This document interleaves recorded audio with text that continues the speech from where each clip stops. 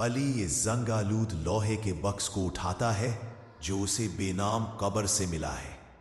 बक्स का वजन गैर मामूली तौर पर ज्यादा है, हालांकि उसका साइज छोटा है। वो टॉर्च की रोशनी में उसे पलट कर देखता है। बॉक्स पर कोई ताला नहीं है, लेकिन उसकी फिटिंग इतनी सख्त है कि ये बंद है। बक्स के किनारों पर पुरानी रेत और कीचड़ के निशानात हैं, जैसे ये कई सालों तक जमीन के अंदर रहा हो। अली पुल के नीचे से बाहर निकलता है। उसका दिल तेजी से धड़क रहा है।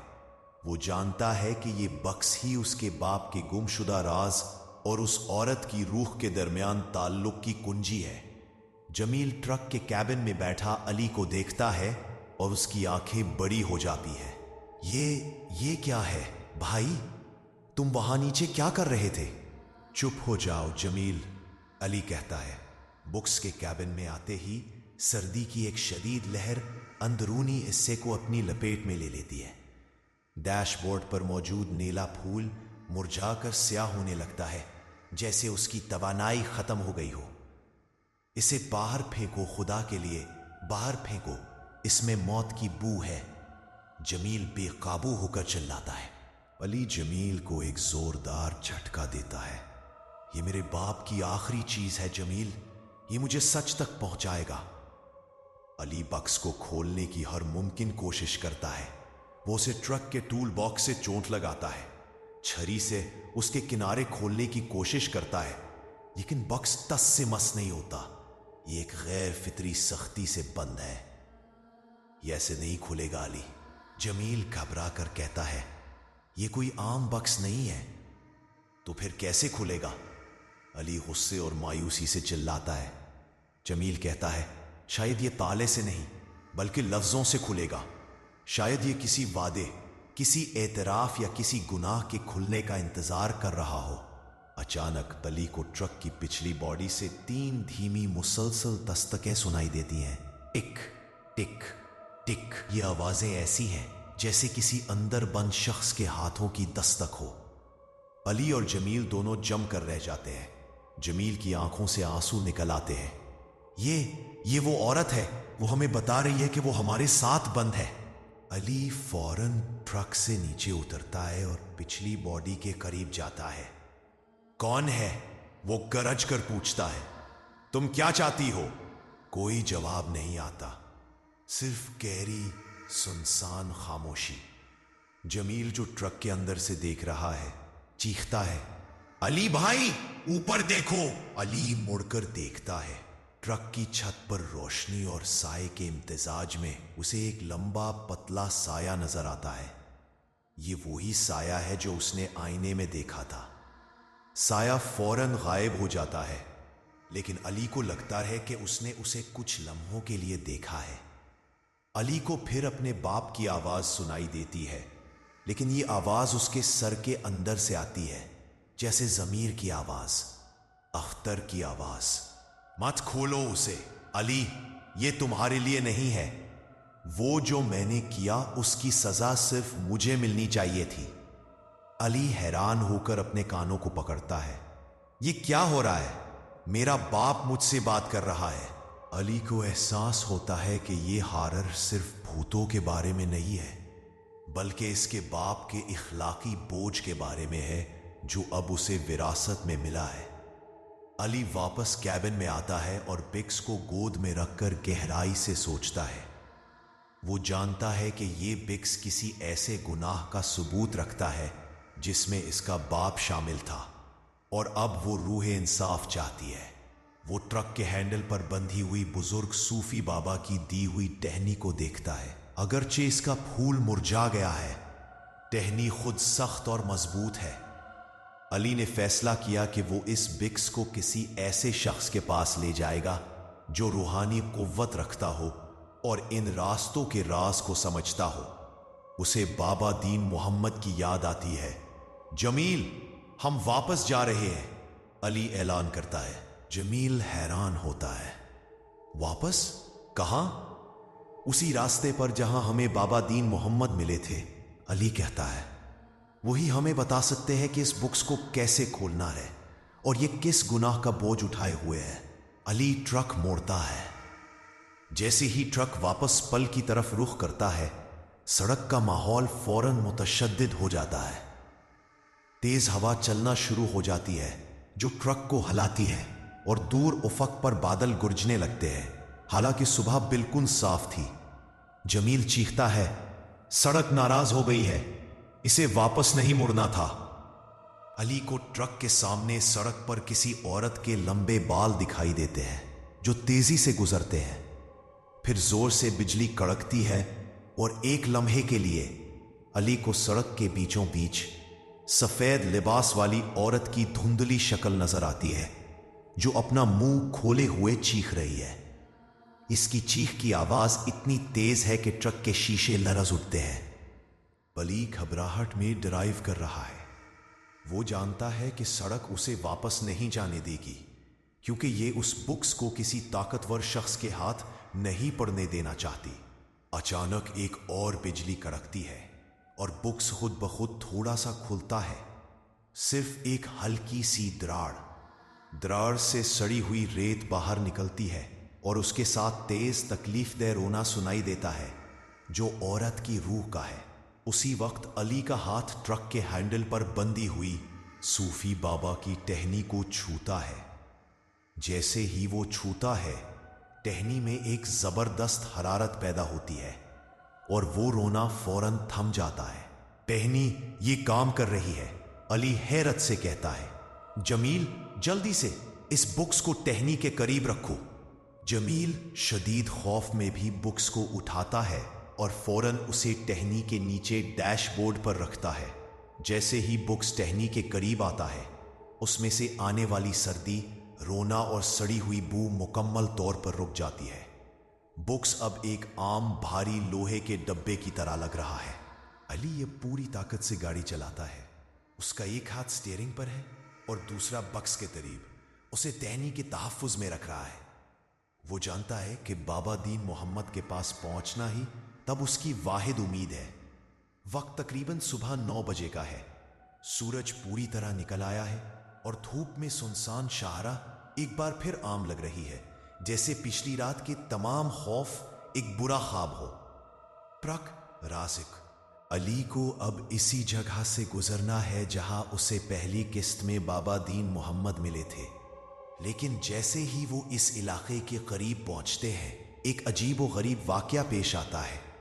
सड़क जो कुछ देर पहले बिल्कुल साफ और नई थी, अचानक पुरानी, कच्ची और काई ज़दा हो जाती है।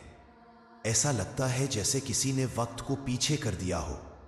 क्या हुआ भाई, ये सड़क इतनी पुरानी कैसे हो गई? जमील हैरान होता है। यही वो जगह है जहां हमें वो मिले थे, अली कहता है। लेकिन ये रास्ता बहुत बदला हुआ लग रहा है। अली ट्रक को आहिस्ता करता है।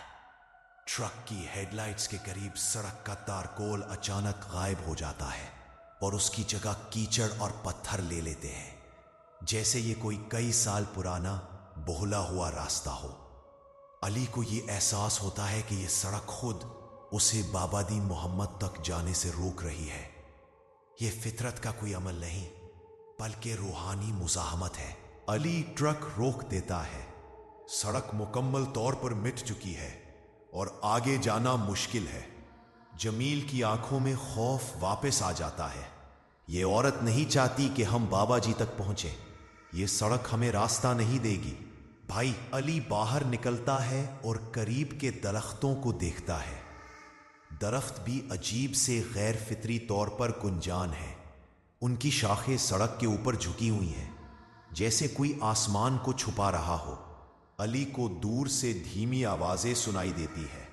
ये कोई इंसानों की आवाजें नहीं, बल्कि पुराने ट्रक के हॉर्न की आवाजें हैं जो वीराने में गूंज रही हैं। ये हॉर्न की आवाजें तकलीफ और पछतावे से भरी हुई हैं। अली को याद आता है कि बाबा दीन मोहम्मद ने उसे बताया था कि सड़क पर कुछ रूहें भटकती हैं। ये शायद इन ड्राइवरों की रूहें हैं जो सड़क के कवानीन को तोड़कर यहां फंस गए थे। अली वापस ट्रक में आता है और बुक्स पर हाथ रखता है।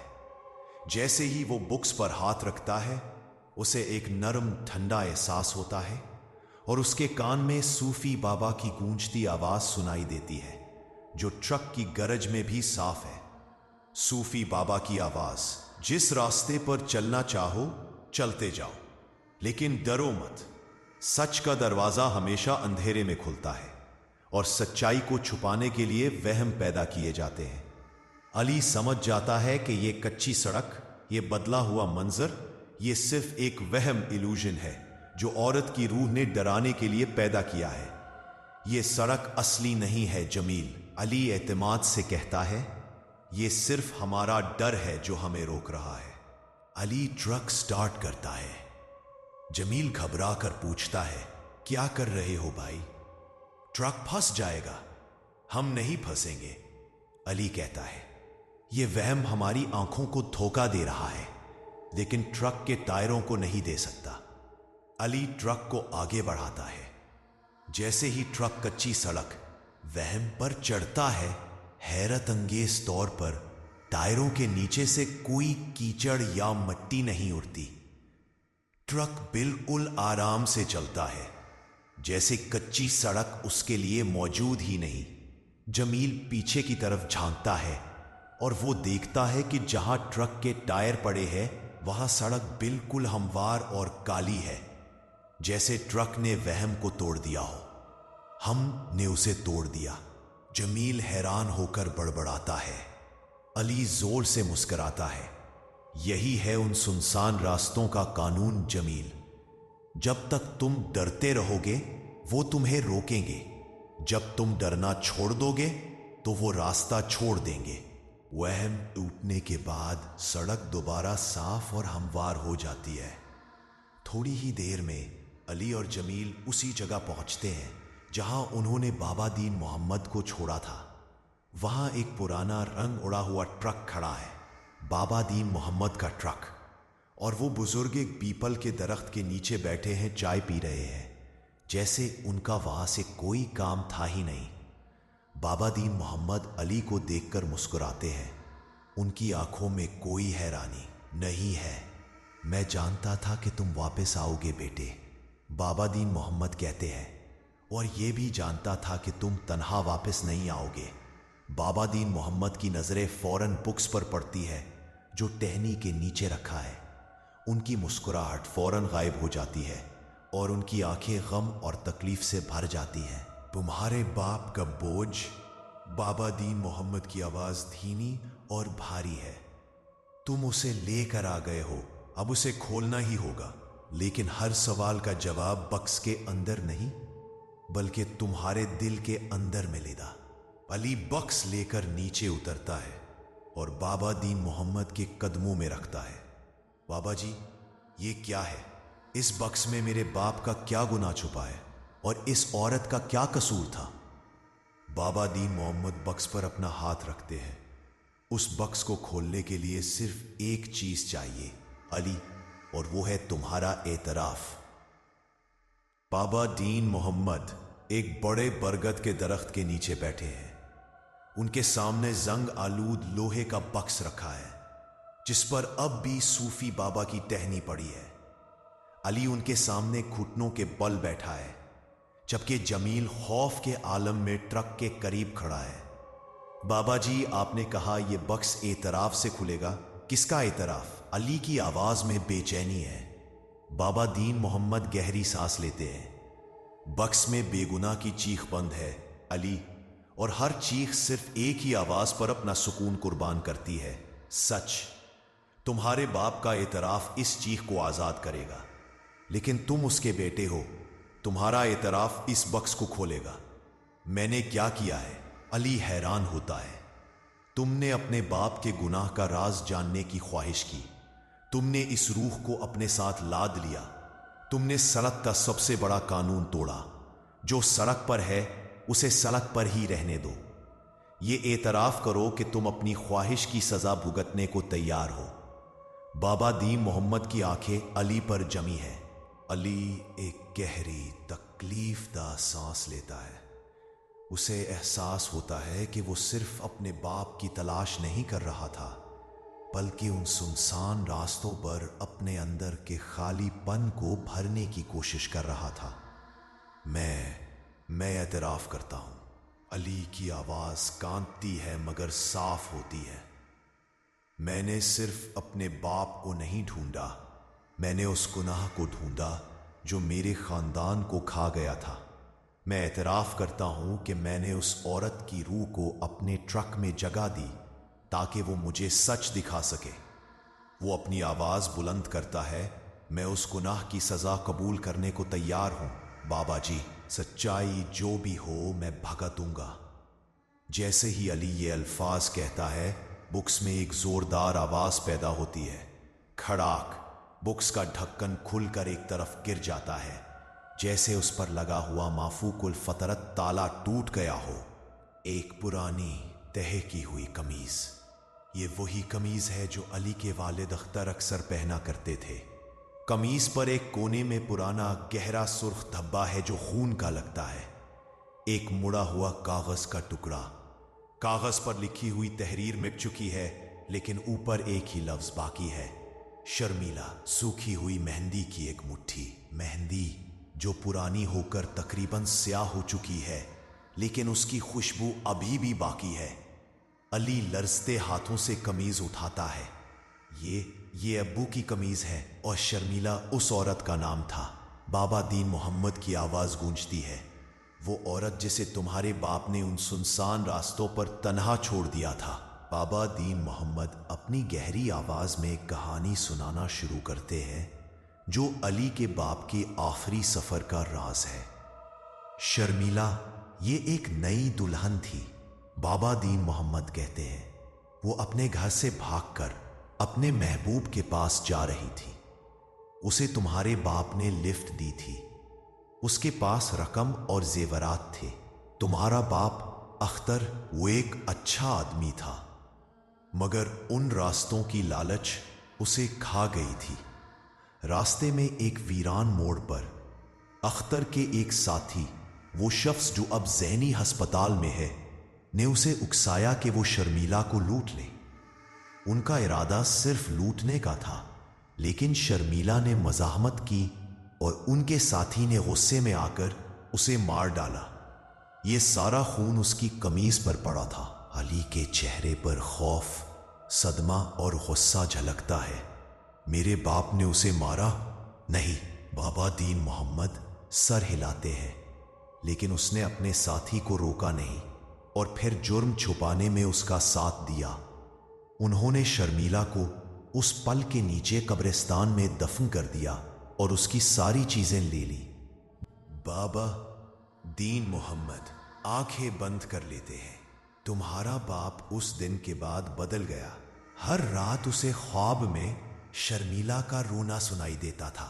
جس دن وہ غائب ہوا، اس دن اس نے اپنا سامان کسی گاہک کو پہنچانے کا بہانہ بنایا، مگر وہ دراصل اسی باکس میں شرمیلا کی باقیات ڈال کر اس کی قبر پر رکھنے جا رہا تھا۔ وہ اسے سڑک کے حوالے کرنا چاہتا تھا، لیکن سڑک نے اسے جانے نہیں دیا۔ سڑک نے خود اس کا فیصلہ کیا۔ شرمیلا کی روح نے اس کے ٹرک کو وہیں روک لیا جہاں اسے دفن کیا گیا تھا۔ اس نے تمہارے باپ کو تنہائی میں گلا گھونٹ کر نہیں مارا، بلکہ اسے ڈرائیوروں کے خوف کی علامت بنا کر سڑک پر کہیں غائب کر دیا۔ ڈرائیور جو لالچ کرے اسے یاد آئے کہ اختر کا انجام کیا ہوا۔ علی اپنے باپ کی قمیض کو اپنے چہرے پر لگاتا ہے۔ غم، نفرت اور ترس کے ملے جلے جذبات اس پر حاوی ہو جاتے ہیں۔ تو یہ روح یہ مجھ سے کیا چاہتی ہے؟ علی کہتا ہے، انتقام نہیں بیٹے۔ بابا دین محمد کہتے ہیں، وہ انصاف چاہتی ہے۔